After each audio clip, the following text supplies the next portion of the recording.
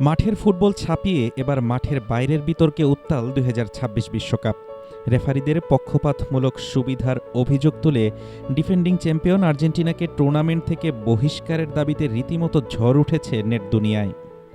Argentina out শিরোনামের একটি online petition ঘিরেই এই নতুন আলোচনা, যেখানে দাবি করা হয়েছে বিশ্ব ফুটবলের নিয়ন্ত্রক সংস্থা ফিফা এবং ম্যাচ পরিচালনাকারীরা আর্জেন্টিনা ও লিওনেল মেসির প্রতি বিশেষ পক্ষপাত দেখাচ্ছেন।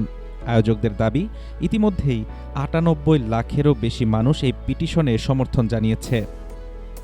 বিতর্কের সূত্রপাত মূলত এক সপ্তাহ আগে আর্জেন্টিনা বনাম মিশরের মধ্যকার নকআউট পর্বের ম্যাচকে কেন্দ্র করে। প্রথমার্ধে মেসির পেনাল্টি মিস এবং ২-০ ব্যবধানে পিছিয়ে পড়েও শেষ ১৩ মিনিটে অবিশ্বাস্যভাবে ৩টি গোল করে ৩-২ ব্যবধানে ম্যাচ জিতে নেয় আর্জেন্টিনা। নাটকীয় এই হারের পর রেফারিং নিয়ে প্রকাশ্যে ক্ষোভ ঝাড়ে মিশর শিবির। কিছু সিদ্ধান্তকে ঘোর অন্যায় আখ্যা দিয়ে ম্যাচের ফলাফল প্রভাবিত করার অভিযোগ তোলে তারা, আর সেখান থেকেই ডালপালা মেলে এই অনলাইন পিটিশনের।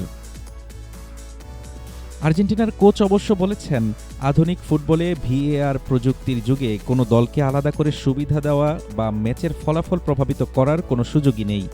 এই ধরনের অভিযোগ সম্পূর্ণ বাস্তবতা বিবর্জিত। তবে স্কালোনি উড়িয়ে দিলেও ফুটবল প্রেমীদের মধ্যে চলছে তুমুল তর্ক বিতর্ক। বিশ্ব ফুটবলের অভিভাবক সংস্থা ফিফা এখন পর্যন্ত এই পিটিশন নিয়ে কোনো আনুষ্ঠানিক মন্তব্য বা পদক্ষেপ নেয়নি।